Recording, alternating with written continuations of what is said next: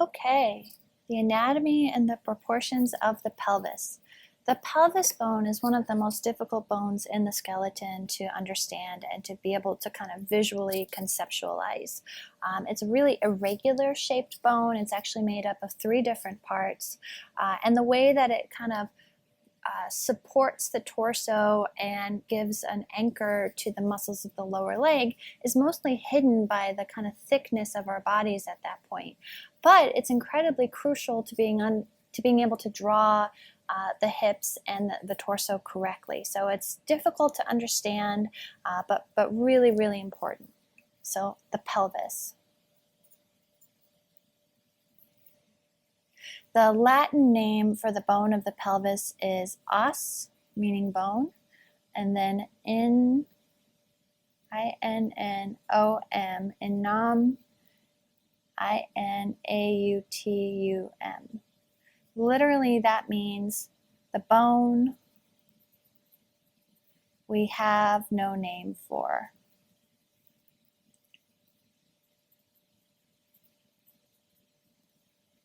Many of the Latin names of the muscles and the bones of the body refer to shapes. So like the scapula is sort of like a scalpel shape or like a shovel shape. The sternum, the gladiolus is like a blade. When they came to the pelvic bone, they were like, I don't know, it doesn't look like anything. What are we going to call this? So take that as a sign of how challenging this is to draw. So if you feel confused, don't be upset. I also recommend looking at the Skelly model as you're drawing the pelvis. That might help you understand what's kind of deep posterior forms versus anterior forms that are in front. I also have next to me, and I'll have a scan of this on Moodle, the image of the pelvis from Anatomy from the Artist by Gino Barksay. As beautiful as these drawings are, I do think they are a little hard to understand spatially, but they're really excellent in terms of proportions and simplifying complex forms. So be sure to look at the pelvis in your Skelly app, and that'll help you understand. Okay, so the pelvis is made of 3 sections. We have the ilium, I-L-I-U-M, which is the kind of full form, the wing and the top of the pelvis here. We'll label that A. We have the ischium, I-S-C-H-I-U-M, which we'll label B, which are the sit bones, kind of lower forms of the pelvis. So the ilium, the ischium, and then the sacrum.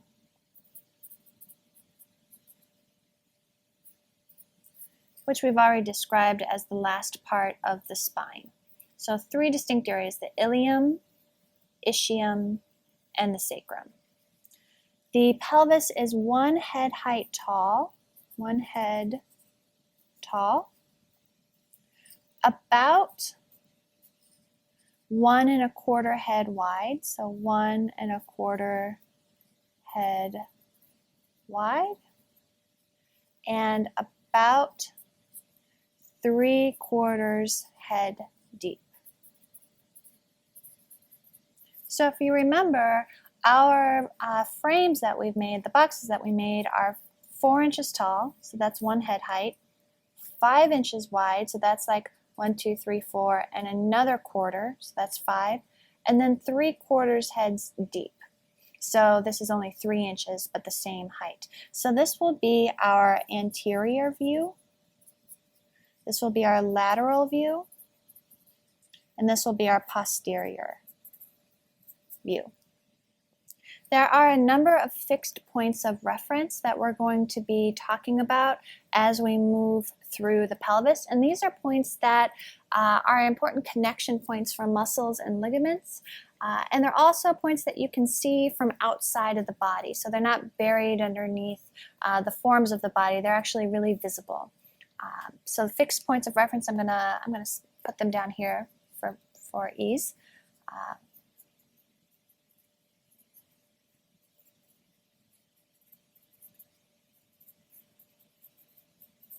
These include the anterior superior iliac spine,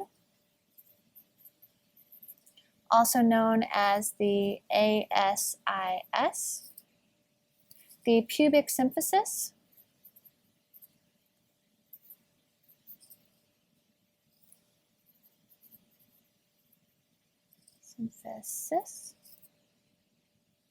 which we're going to abbreviate as PS.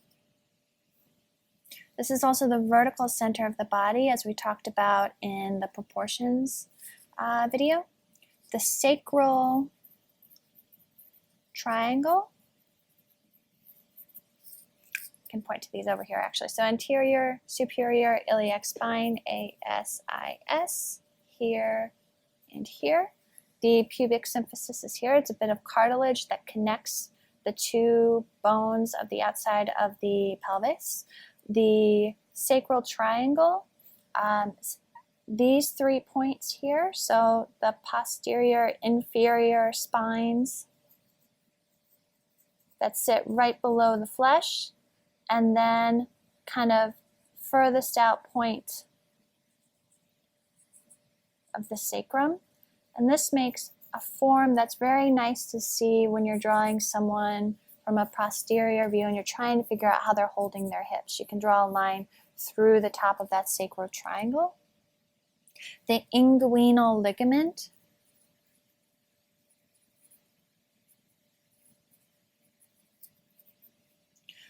which is the division of the torso from the thighs, and that goes from the anterior superior iliac spine to the pubic symphysis. So there's kind of like in some people it's actually like a raised form depending on your muscle development. On most people it's actually kind of a dip or a crease. And that's really what divides the upper body from the lower body. And then one of my favorite terms, the acetabulum, ACETABULUM,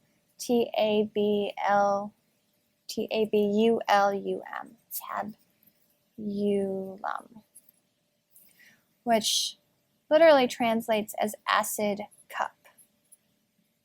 And this is the opening or the kind of crater in the side of the pelvis where the head of the femur fits in.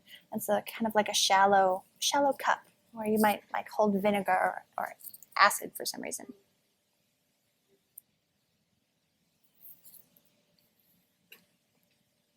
All right. So let's make a vertical division of our anterior view. Drawing a line down the middle. We'll do the same for the posterior so we keep everything symmetrical.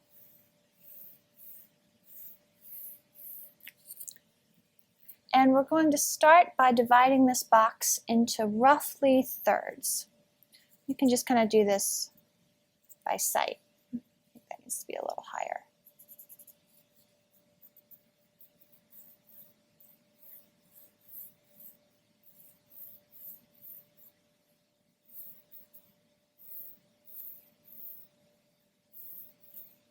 So we're dividing in thirds after we found the vertical center. We're going to start at the back of the pelvis, drawing the top of the sacrum here. Since this is a proportional diagram mainly, I'm going to keep my shapes very simple.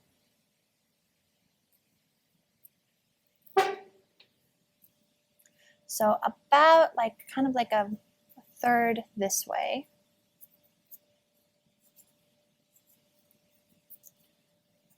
Top of the sacrum, you see the wings of the ilium coming out and around. Always reminds me of Mickey Mouse. Not very sophisticated. There it is, the Mickey Mouse bone. Swings around, and this is moving from the very back of the pelvis, kind of at the back of your belt line, around your body to the front of your belt line, kind of like right at the front of your hips. That's moving back and forth vertically in space, just below that third line. And that's where we find the ASIS. So I'm going to label that in pink.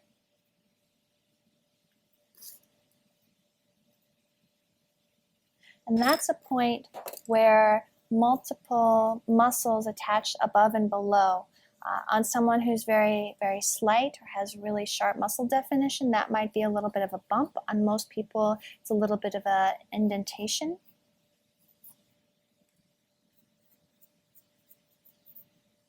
It's a really important form in the body.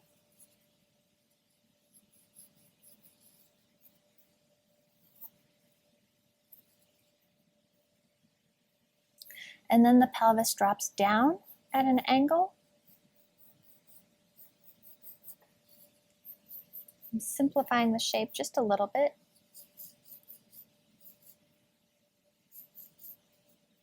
And then forward to meet at the pubic symphysis. Just a little bit of more than a third of the way from the bottom, or a little bit less of a third. A little bit below that third line. Pubic symphysis here.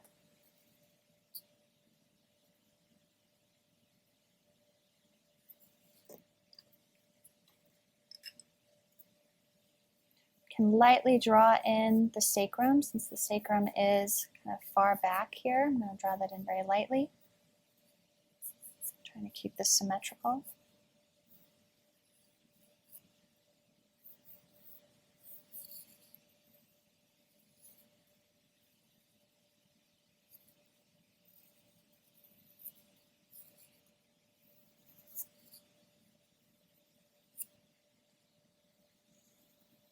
The opening at the back of the pelvis, what I'm drawing now.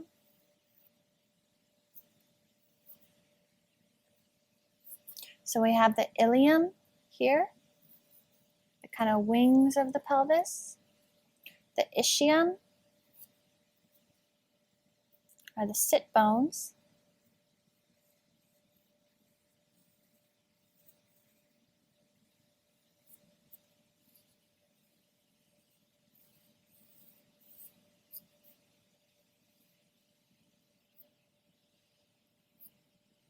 And there's a separate opening there.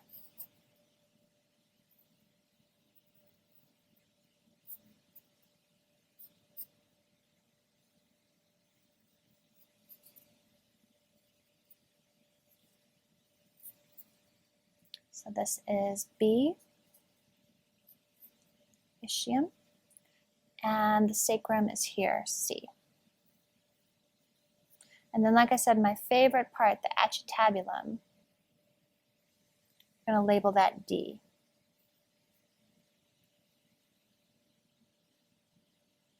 And that is a pretty significant form set into the side of the pelvis.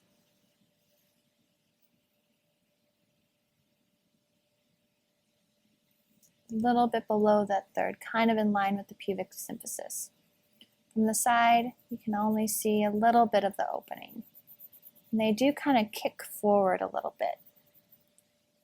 So the opening of the pelvis for the acetabulum is actually kind of leaning forward just a little.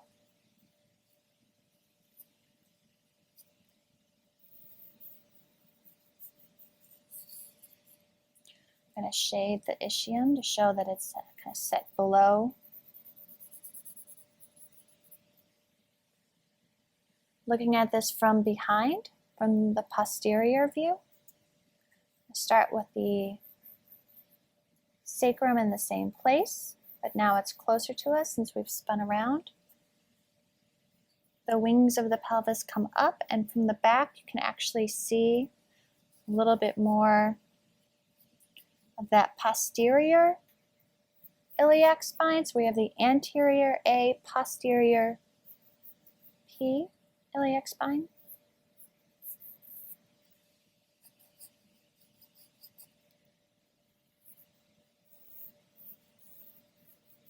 Coming around. Oh, I forgot to do thirds. Okay. Roughly in thirds.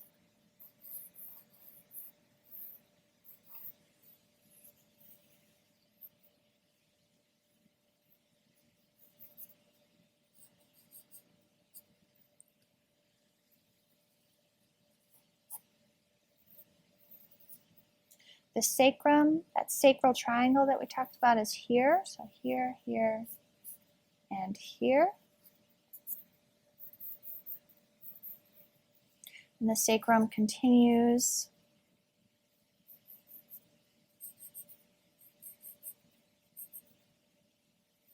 and comes to a point, the tailbone.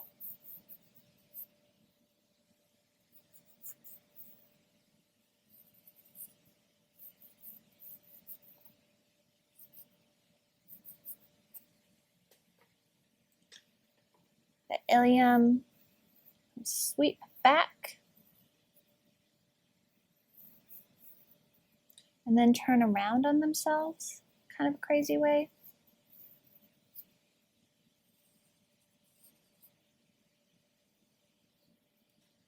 Almost seem to twist like a ribbon.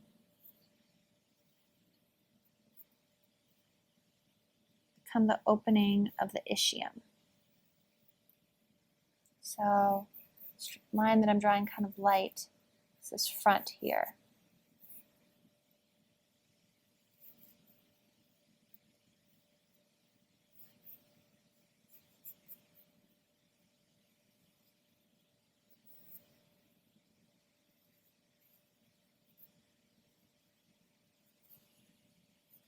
And these are the bones that you sit on. I feel like that's a term you hear in yoga all the time, your sit bones.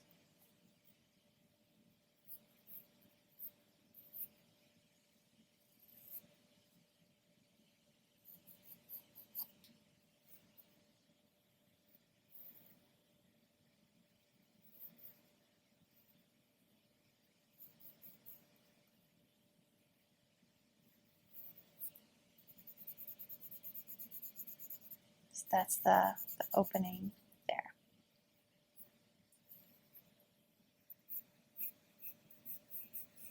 Curving around to the pubic symphysis in front. So if we were to shade this with just a little bit of light and shadow, the sides of the ilium are kind of strangely hollow. They're filled in by the massive muscles of the gluteus medius and the gluteus maximus. So when you're looking at a skeleton, they seem sort of strangely small, but that's really that they're just an attachment point for a really, really big muscle. So if I've got the light coming in from the top left, that would be in shadow. This would be in shadow. Kind of following the sense of light from the Barksay illustration, keeping it a little simpler.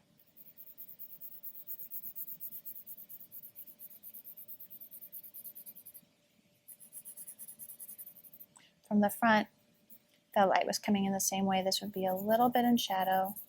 It's helpful to think of it kind of like a bowl from the front, that this is a big open area, kind of a concavity.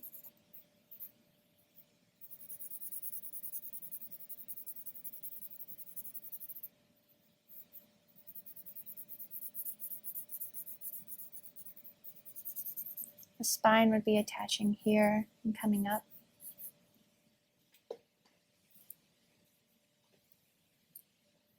And then the view from the side, a lateral view, let's pull over those thirds.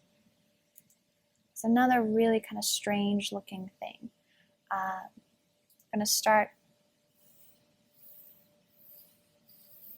at the top in the middle, where that crest is from the side, heads at the top, drops forward, and then again to the forward protrusion, which is the ASIS, anterior superior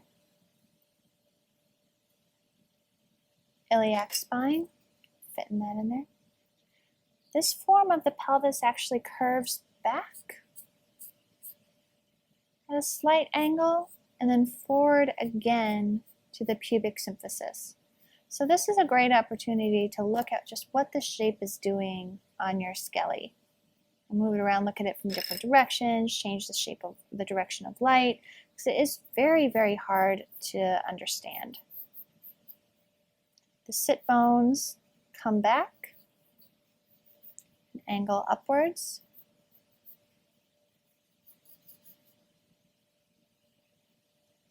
Rest of the wing of the ilium is here.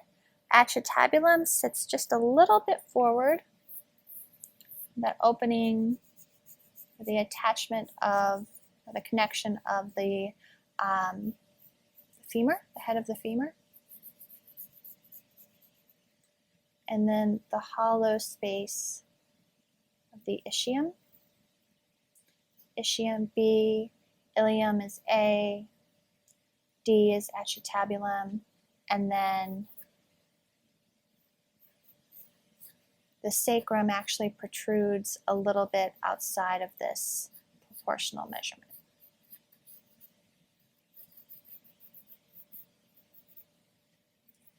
The sacral triangle is here and here. Actually sits on a little bit of an angle on the body. Yes, pubic symphysis, sacral triangle, acetabulum.